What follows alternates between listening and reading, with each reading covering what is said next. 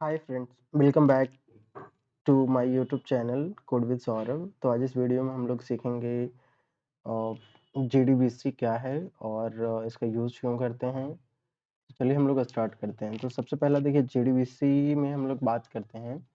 उससे पहले हम लोग देखेंगे कि मतलब जो हम लोग जनरल या रियल लाइफ में हम लोग यूज़ करते हैं कम्युनिकेशन, तो कम्युनिकेशन समझेंगे यहाँ पे कि कम्युनिकेशन क्या है।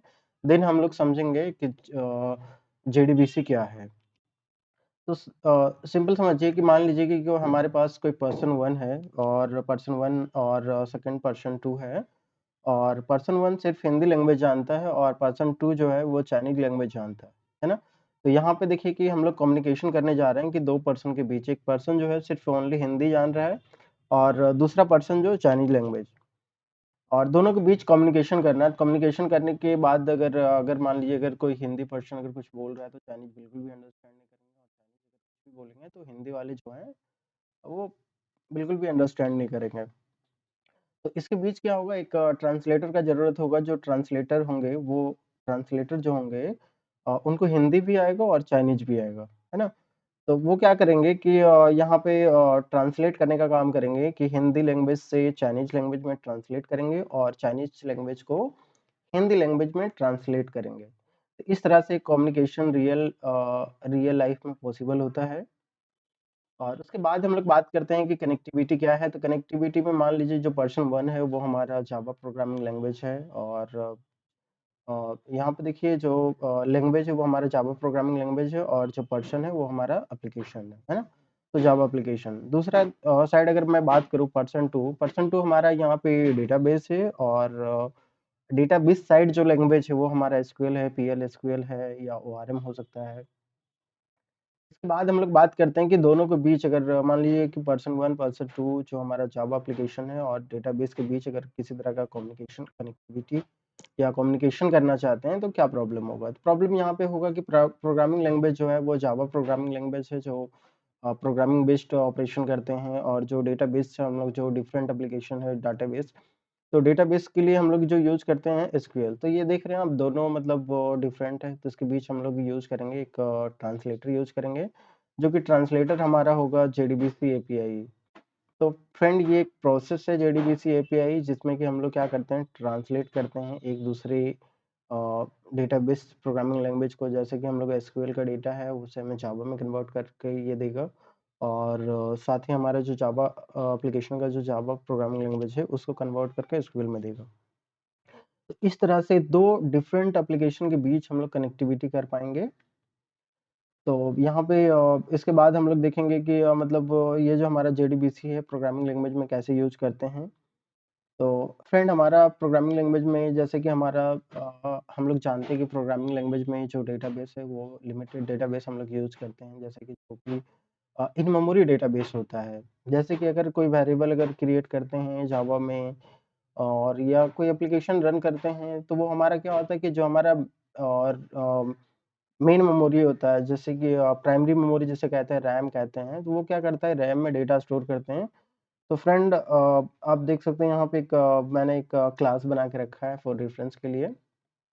तो इस क्लास में देखिए कि इंट इंट एक्स एक्स 10 है। तो यहाँ पे देखिए जावा में इंटीजर का साइज़ 4 बाइट होता है। तो यहाँ पे देखिए ये हमारा मेमोरी है जो प्राइमरी मेमोरी रैम है, और जब तक प्रोग्राम रन करेगा तब तक ये अ, मेमोरी ऑक्यूपाइड करेगा, और जैसे ही हमारा जैसे प्रोग्राम टर्मिनेट होगा या क्लोज़ होगा तो ये हमारा डेटा लॉस हो जाएगा।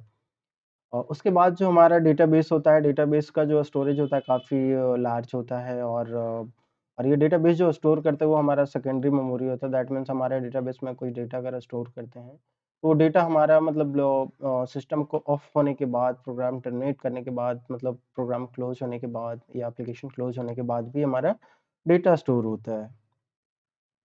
जैसे कि आप सिस्टम में कोई भी डेटा अगर स्टोर कर दें, फिर रिस्टार्ट या शटडाउन करने के बाद भी जब ओपन करते हैं तो वो आपको दिखता है ना? ये हमारा क्या होता है कि हमारा ये सेकेंडरी मेमोरी होता है, जिसको हम लोग बोलते हैं रोम भी बोलते हैं, या फिर रीड ओनली मेमोरी बोलते हैं इसमें। और देन हम लोग के बीच यहाँ पे देखिए जेडीबीसी एपीआई है। तो यहाँ पे जेडीबीसी एपीआई क्या है, एक प्रोसेस है जिसमें कि 2 डिफरेंट एप्लीकेशन को बीच हम लोग कनेक्टिविटी करते हैं। Why is JDBC widely used in Java development? That means JDBC का यूज हम लोग क्यों करते हैं, पर्पस क्या है? तो यहाँ पे देखिए JDBC stand for Java database connectivity है, और जो कि एक जावा बेस्ड एपीआई है, जो कि जावा एप्लीकेशन और डेटाबेस और के साथ ये कनेक्टिविटी एस्टेब्लिश करता है, इसलिए यूज करते हैं। और तो जिसमें कि एक मेन इंपॉर्टेंट रीजन है database connectivity, database access, portability, security, transaction management, integration with Java EE, that means Java enterprise edition. Database connectivity के बारे में बात करें तो ये देखिए JDBC allow Java application to connect to different relation databases like MySQL, Oracle, PostgreSQL, Microsoft SQL Server, etc. है ना, एक्सेट्रा।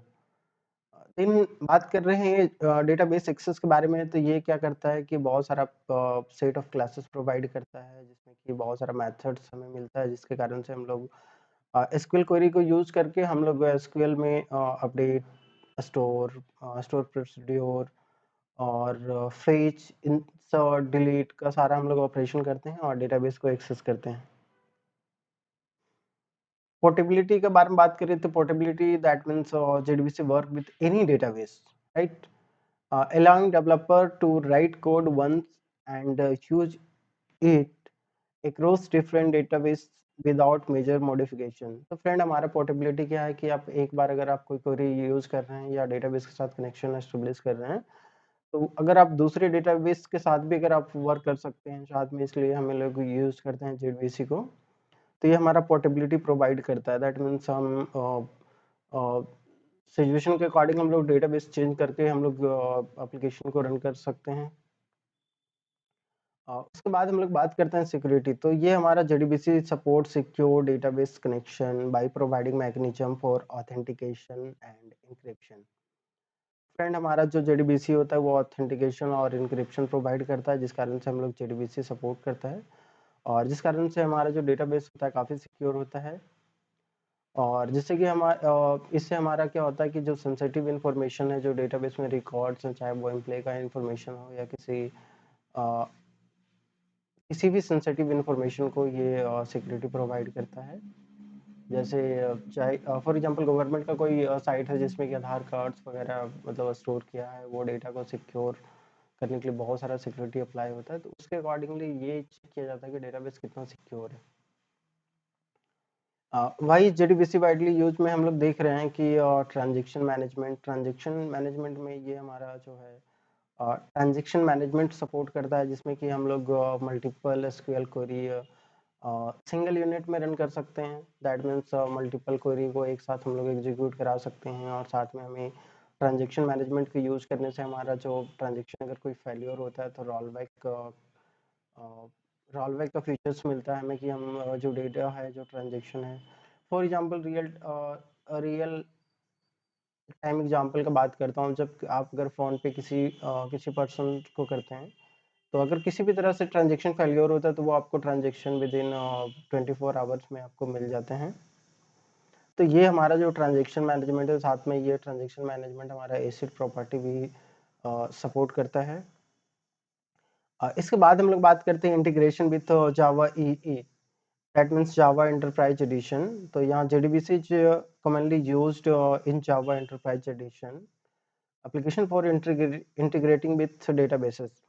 तो हमारा जो जावा का जो एंटरप्राइज एडिशन जो फीचर्स है, इससे हम लोग क्या करते हैं, ये हमारा जो एडिशन है ना, जैसे कि हम लोग जावा में 3 तरह का एडिशन देखते हैं, standard edition, micro edition and enterprise edition. तो एंटरप्राइज एडिशन में हम लोग मोस्टली यूज करते हैं जेडीबीसी को।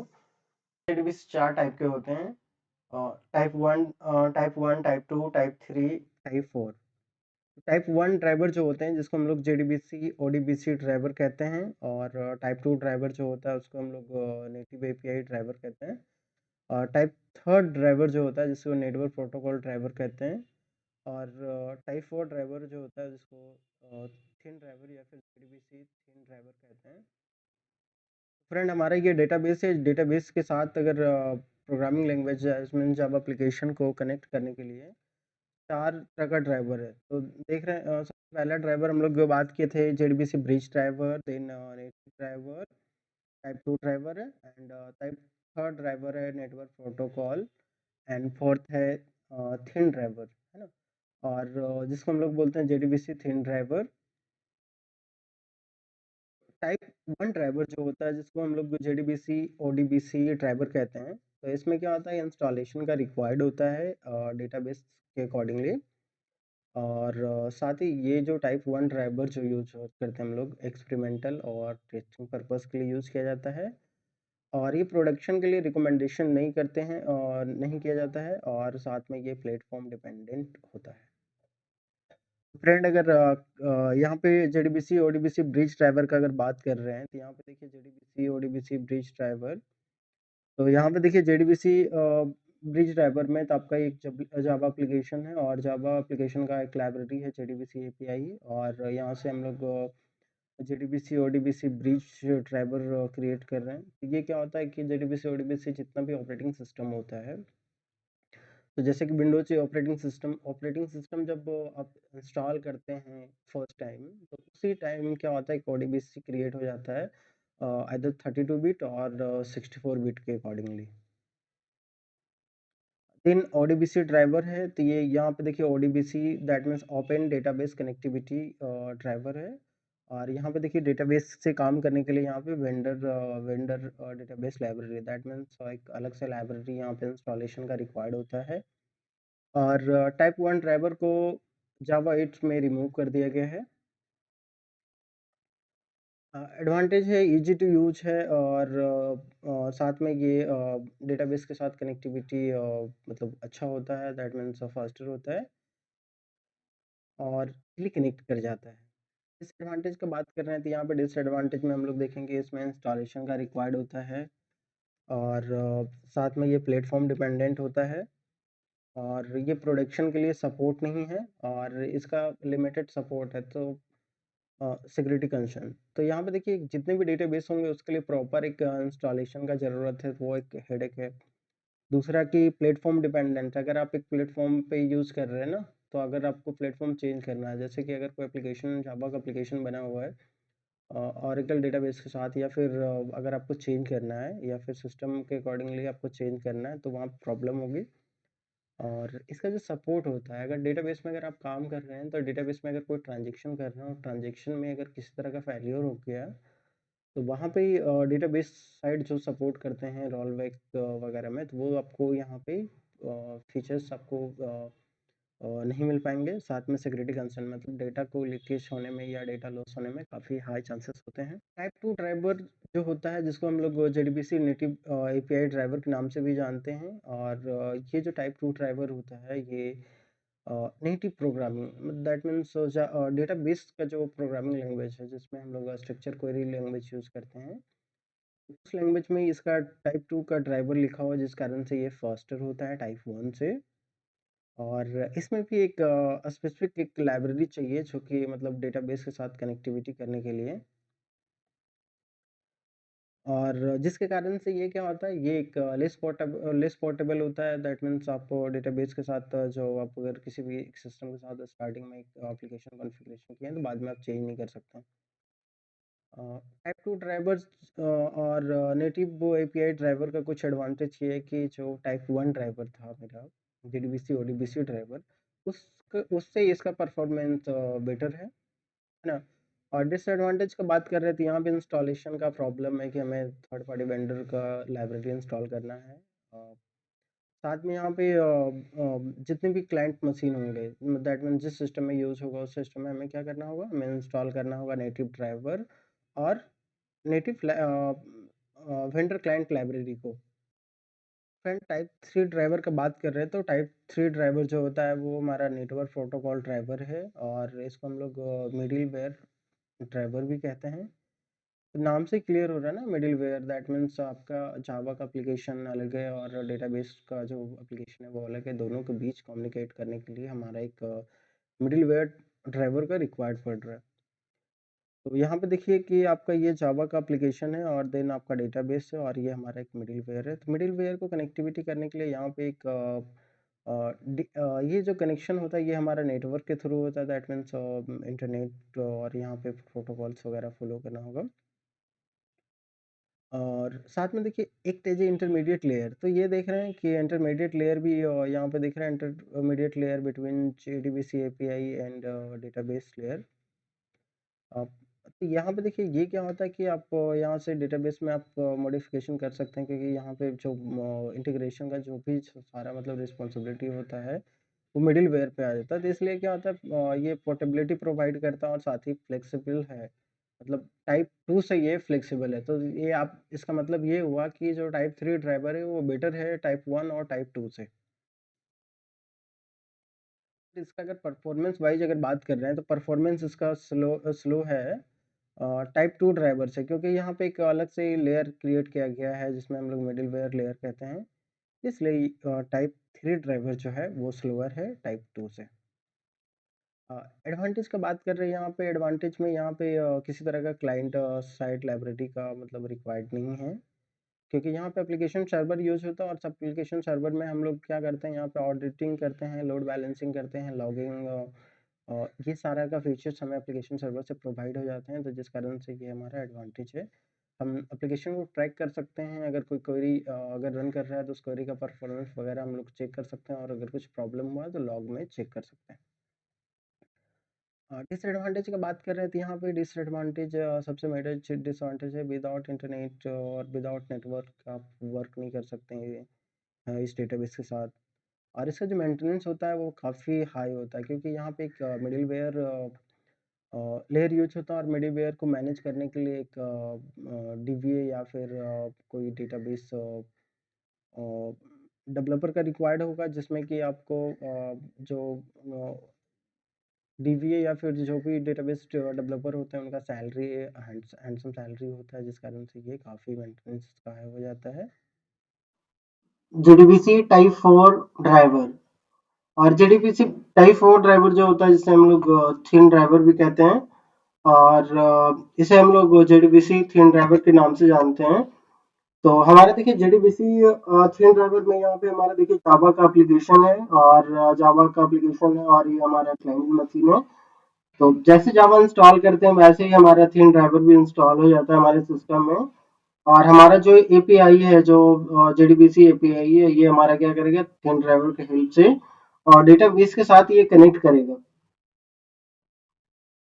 तो देखिए फर्स्ट पॉइंट हम लोग यहाँ पे देख रहे हैं कि JDBC also known as the JDBC thin driver, and it is a purely Java based driver. That means जो टाइप 4 ड्राइवर है वो जावा में ही रिटेन किया गया है। दैट मीन्स ये जो इन हाउस ड्राइवर इसको कह सकते हैं, कि जो जावा का कॉन्फ़िगरेशन है, या जो जावा का जो प्रॉपर्टी है उसका अपना ड्राइवर है। तो इसीलिए इसको हम लोग बोलते हैं डायरेक्ट टू डेटाबेस, और प्योर जावा ड्राइवर भी कहते हैं इसको।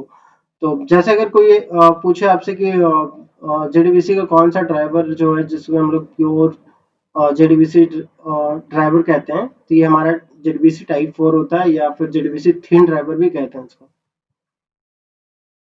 इसमें किसी तरह का एडिशनल इंस्टॉलेशन का रिक्वायर्ड नहीं है, ना ही यहाँ पे किसी तरह का लाइब्रेरी का रिक्वायरमेंट है, जो एडिशनल लाइब्रेरी जिसको कहते हैं। और यहाँ पे देखिए एडवांटेज का बात कर रहे हैं तो इसका जो परफॉर्मेंस है, ऑल ड्राइवर से इसका परफॉर्मेंस बेटर है, दैट मीन्स परफॉर्मेंस हाई है। और इसके साथ इसके लिए हमें कोई अलग से सॉफ्टवेयर इंस्टॉल करने का ज़रूरत नहीं है, रिक्वायर्ड नहीं है। और नहीं सर्वर साइड, नहीं client side. That means client side, that means जहाँ पे आप ऑपरेशन कर रहे हैं, दैट मीन्स एप्लीकेशन डेवलप कर रहे हैं, वो आपका क्लाइंट साइड होता है। और जहाँ पे आप डेटाबेस होता है, या फिर डेटाबेस साइड से अगर आप कर रहे हैं, डेटा को फेच कर रहे हैं, तो वो सर्वर साइड होता है, जैसे डिप्लॉयमेंट वगैरह करते हैं। ये टाइप 4 जो होता है प्लेटफॉर्म इंडिपेंडेंस होता है। और डिसएडवांटेज का बात करें तो ये क्या होता है, अलग अलग डेटाबेस के लिए अलग अलग ड्राइवर है ना, इसके अलग अलग ड्राइवर हमें यूज करना होगा, ड्राइवर का क्लास नेम यूज करना होगा। अब कंक्लूजन की बात करें, जितना हम लोग देखे थे type 1 type 2 type 3 driver, type 4 driver, तो कंक्लूजन में बात कर रहे हैं तो यहाँ पे देखिए इसका जो टाइप 4 का ड्राइवर है, जिसमें हम लोग कैटेगराइज कर रहे हैं, जैसे कि परफॉर्मेंस है, पोर्टेबिलिटी है, इजी ऑफ डिप्लॉयमेंट है, तो इसमें जो सबसे बेस्ट है वो हमारा टाइप 4 ड्राइवर है। और ये हमारा सिंप्लिसिटी भी प्रोवाइड करता है, साथ में पोर्टेबिलिटी भी प्रोवाइड करता है। तो फ्रेंड ये हमारा टाइप 4 ड्राइवर है, बहुत ही यूजफुल है, जैसे कि हम लोग आज रियल टाइम डेवलपमेंट में यूज करते हैं। हमारा जो डेटाबेस के साथ कनेक्टिविटी करते हैं उसमें क्या क्या स्टेप्स होते हैं। तो इसमें देखिए जावा डेटाबेस कनेक्टिविटी में हम लोग बात कर रहे हैं कि सबसे पहला यहाँ पे स्टेप्स हम बात करेंगे जावा डेटाबेस कनेक्टिविटी।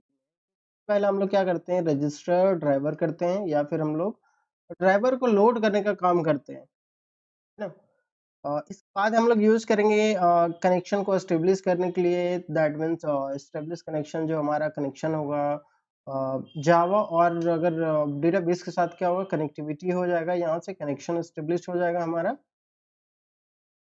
उसके बाद हम लोग यहाँ पे यूज करेंगे थर्ड स्टेप में स्टेटमेंट का ऑब्जेक्ट क्रिएट करेंगे, और स्टेटमेंट का ऑब्जेक्ट क्रिएट करने के बाद जितने भी सारा क्वेरी है इंसर्ट अपडेट के लिए हम लोग यूज करेंगे यहाँ पे। तो यहाँ पे जितना भी एसक्यूएल स्टेटमेंट हम लोग यूज करेंगे, उसके बाद हम लोग यूज करेंगे यहाँ पे फोर्थ में हम लोग करेंगे प्रोसेस रिजल्ट। दैट मीन्स हमारा जो डेटा, हमारा जो क्वेरी है वो डेटाबेस में एग्जीक्यूट होने के बाद जो हमारा रिटर्न रिजल्ट आएगा, वो हमारा रिजल्ट जो होगा जावा के एक रिजल्ट सेट क्लास है, उस क्लास में हम लोग कंटेन करते हैं। और इस रिजल्ट को हम लोग क्या करेंगे, प्रोसेस करने का काम करेंगे यहाँ फोर्थ स्टेप में। लेकिन हम लोग क्या करेंगे, इसके बाद हम लोग कनेक्शन को क्लोज करेंगे। तो फ्रेंड हमारा जो कनेक्शन होगा, जितने भी सारे रिसोर्सेस हम लोग यूज किए हैं, सारे रिसोर्सेस को क्लोज करने का काम करेंगे, जैसे कि हमने। और ये कनेक्शन को हम लोग क्लोज करेंगे रिवर्स ऑर्डर में। तो जैसे कि अगर आप देखेंगे असेंडिंग ऑर्डर, तो सबसे पहले हम लोग ड्राइवर को लोड किए, देन हम लोग कनेक्शन एस्टेब्लिश किए, एंड थर्ड स्टेप में हम लोग स्टेटमेंट का ऑब्जेक्ट क्रिएट करेंगे, जो स्टेटमेंट मतलब स्टेटमेंट क्रिएट करने का काम करेंगे। और फोर्थ स्टेप में हम लोग करेंगे रिजल्ट को कंटेन करने का काम करेंगे, दैट मीन्स रिजल्ट सेट का हम लोग ऑब्जेक्ट बनाएंगे, और उसके बाद हम लोग फिफ्थ स्टेप में क्लोज। तो कनेक्शन जो क्लोज करते हैं वो रिवर्स ऑर्डर में करेंगे। दैट मीन्स सबसे पहला यहाँ पे यूज करेंगे जो रिजल्ट सेट है हमारा ऑब्जेक्ट, उसको क्लोज करेंगे। उसके बाद जो स्टेटमेंट का ऑब्जेक्ट होगा, उसके बाद स्टेटमेंट का ऑब्जेक्ट को क्लोज करेंगे। और इसके बाद हम लोग जो कनेक्शन का जो हम लोग यहाँ पे बना के रखे होंगे ऑब्जेक्ट, उस ऑब्जेक्ट को हम लोग क्लोज करेंगे। और देन हम लोग ड्राइवर का जो ऑब्जेक्ट होगा उसके बाद हम लोग क्लोज करेंगे। तो फ्रेंड इसके बाद हम लोग यहाँ पे स्टेप करते हैं लोडिंग द जेडीबीसी ड्राइवर। तो यहाँ पे देखिए जब ड्राइवर को लोड करते हैं तो यहाँ पे यूज करेंगे क्लास डॉट फोर नेम। तो फ्रेंड यहाँ पे देख रहे हैं क्लास, ये जो क्लास है ये प्रीडिफाइंड क्लास है जो जावा के लैंग पैकेज से बिलोंग करता है। तो यहाँ पे देखिए फोर नेम, यहाँ पे देखिए four name class dot for name. तो फोर नेम हमारा एक स्टैटिक मेथड है जो कि क्लास से बिलोंग करता है। और उसके बाद हम लोग यहाँ पे देखिए the driver for the specified driver loaded into the application memory using the class dot for name और is automatically loaded by the driver manager. तो हम लोग क्या करेंगे इसको जो यहाँ पे फोर नेम है यहाँ पे हम लोग पास करेंगे ड्राइवर का, तो हमारा ड्राइवर होगा उस ड्राइवर का क्लास नेम पास करेंगे। और सेकंड स्टेप में हम लोग बात करेंगे कनेक्शन को एस्टेब्लिश करने के लिए। कनेक्शन को एस्टेब्लिश करने के लिए हमें यूज करना होगा driver manager dot get connection. तो फ्रेंड ड्राइवर मैनेजर जो एक प्रीडिफाइंड क्लास है जो ड्राइवर का लिस्ट को मैनेज करता है और साथ ही साथ ड्राइवर को भी मैनेज करने का काम करता है। तो यहाँ पे देखिए driver manager dot get connection, get connection यहाँ पे स्टैटिक मेथड है और इसमें हम लोग पास करेंगे यूआरएल पास करेंगे। तो इस यूआरएल में हम लोग पास करते हैं URL, user name and password. तो गेट कनेक्शन में हम लोग तीन तरह का पैरामीटर पास करेंगे, यूआरएल हो गया first and user name second और पासवर्ड थर्ड हो गया। तो यूआरएल दैट मीन्स हमारा जो यूआरएल होगा उसमें हमारा जो डेटाबेस के साथ जो भी सर्वर कनेक्ट होगा और उसके साथ ड्राइवर का जावा साइड का जो ड्राइवर हम लोग यूज करते हैं उसका ड्राइवर का नेम। और इसके बाद हम लोग यूजर नेम बात करते हैं। तो यूजर नेम जो हमारा होता है वो डेटाबेस का जो अकाउंट होता है, दैट मीन्स जो भी अकाउंट यूजर होगा डेटाबेस यूजर, उसका यूजर नेम और उसी का पासवर्ड हम लोग यहाँ पे देंगे। तो इस स्टेप में हमारा जो होगा जावा और जो डेटाबेस हम लोग यूज करेंगे, चाहे ऑरेकल हो, मोंगोडीबी, माइस्क्ल या पोस्टग्रेसक्यूएल, इस दोनों के बीच ये कनेक्शन को एस्टेब्लिश करेगा। इसके बाद थर्ड स्टेप में हम लोग बात करते हैं creating and executing statement. That means हमारा जो सेकंड स्टेप में हमारा मतलब कनेक्शन जो है एस्टेब्लिश हो गया। एस्टेब्लिश होने के बाद हम लोग स्टेटमेंट का ऑब्जेक्ट क्रिएट करेंगे। तो यहाँ पे देखिए क्रिएट स्टेटमेंट करेंगे और या प्रिपेयर स्टेटमेंट ऑब्जेक्ट करेंगे, और जिससे कि हम लोग एसक्यूएल का क्वेरी एग्जीक्यूट करा पाएंगे। तो यहाँ पे देखिए this object serve as interface for executing SQL statement against the connected database. तो जो भी डेटाबेस के साथ कनेक्ट होगा उस कनेक्शन के बीच हमारा जो स्टेटमेंट का ऑब्जेक्ट होगा, उस स्टेटमेंट के ऑब्जेक्ट में हम लोग एसक्यूएल क्वेरी पास करेंगे। तो यहाँ पे देखिए the statement interface is suitable for general purpose query while prepare a statement is prepare for pre-compiled query with parameters providing efficiency and security benefit। तो फ्रेंड हमारा यहाँ पे डिफरेंसेस है, एक स्टेटमेंट को क्रिएट करते हैं और एक प्रिपेयर स्टेटमेंट। अगर आप क्रिएट स्टेटमेंट यूज करेंगे तो आपको एक स्ट्रिंग फॉर्मेट में आपको सारा क्वेरी देना होगा, जबकि अगर आप प्रिपेयर्ड स्टेटमेंट यूज करते हैं तो वहाँ पे आपको as a parameter, that means जैसे कि एक नॉर्मल फंक्शन कॉल करते हैं, उस फंक्शन में क्या करते हैं पैरामीटर पास करते हैं, तो उसी तरह से आपको प्रिपेयर्ड स्टेटमेंट में पास करना होगा। कॉलम नेम साथ इंडेक्स पास करना होगा। इसके बाद हम लोग बात करते हैं कि एग्जीक्यूट क्वेरी। तो यहाँ पे देखिए एग्जीक्यूट क्वेरी के लिए हम लोग बात करेंगे, ये हमारा जो कनेक्शन क्रिएट करने के बाद जो हम लोग स्टेटमेंट का ऑब्जेक्ट क्रिएट करेंगे, और यहाँ पे देखिए एग्जीक्यूटिंग क्वेरी। और एग्जीक्यूट क्वेरी के लिए हमारे पास दो मेथड है, एक है एग्जीक्यूट क्वेरी और दूसरा है एग्जीक्यूट अपडेट। तो फ्रेंड एग्जीक्यूट क्वेरी जो हम लोग यूज करेंगे, जितना भी हमारा सेलेक्ट क्वेरी होगा उस सेलेक्ट क्वेरी को एग्जीक्यूट कराने के लिए हम लोग यूज करेंगे एग्जीक्यूट क्वेरी। और किसी तरह का मॉडिफिकेशन या अल्टरेशन का अगर काम करना होगा तो यहाँ पे यूज करेंगे एग्जीक्यूट क्वेरी। तो फ्रेंड मैंने यहाँ पे डिफाइन कर दिया execute query for select statement और execute query for insert update delete, है ना। तो यहाँ पे देखिए डिलीट स्टेटमेंट यूज करेंगे, और साथ में देखिए use execute query when retrieving data from the database. तो यहाँ पे देखिए सिंपल सा बात है कि जब हम सेलेक्ट स्टेटमेंट यूज करेंगे तो हमें रिटर्न में क्या मिलेगा, कुछ हमें रिजल्ट मिलेंगे जिसको कि हम लोग यहाँ पे यूज करेंगे। तो इसके लिए हम लोग यूज करेंगे एग्जीक्यूट क्वेरी, और अगर किसी तरह का मॉडिफिकेशन करना है तो यूज करेंगे एग्जीक्यूट क्वेरी। तो ये देखिए this method return a result set और an integer indicating the number of affected row. तो फ्रेंड जितना भी अगर रिजल्ट अगर हमारा मतलब अपडेट होंगे, जितने भी रो अपडेट होंगे उसका नंबर से ये रिटर्न करेगा कि मतलब 5 रो अपडेटेड, है ना। तो यहाँ पे देखिए थोड़ा डिटेल में समझते हैं। ये हमारा एक जावा का एप्लीकेशन है और ये हमारा डेटाबेस है।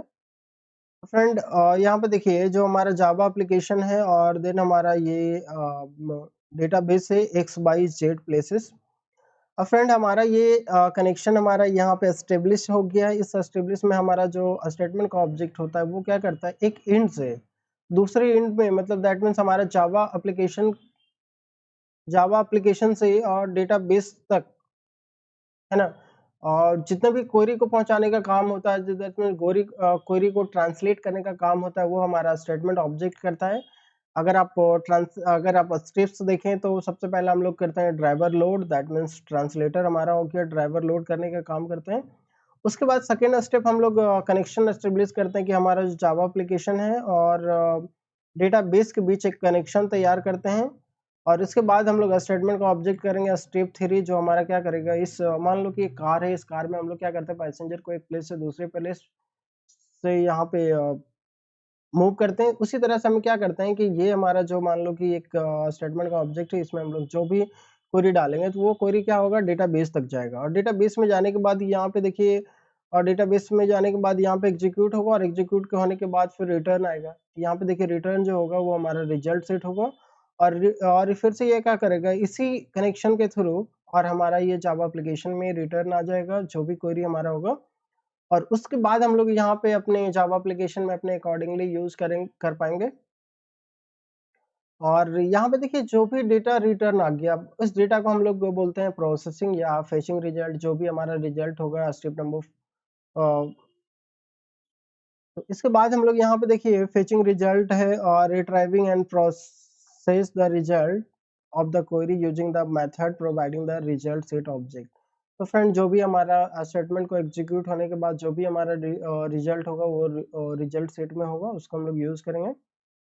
तो the result set object allow to navigate through the return and extract relevant information from executed database query। तो फ्रेंड जो भी हमारा डेटाबेस में जो भी क्वेरी एग्जीक्यूट होने के बाद जो रिजल्ट जो रिटर्न हो रहा है वो हमारा रिजल्ट सेट का ऑब्जेक्ट में है। और इसके बाद हम लोग यूज करेंगे, तो रिजल्ट सेट से डेटा को एक्सट्रैक्ट करने के लिए हम लोग यूज करते हैं नेक्स्ट मेथड। तो यहाँ देखिए कॉमन मेथड इंक्लूड नेक्स्ट। एक नेक्स्ट मेथड है जो कि ये बताता है कि हमारा जो रिजल्ट सेट में अभी ऑब्जेक्ट है या नहीं है। चलिए इसको देखते हैं।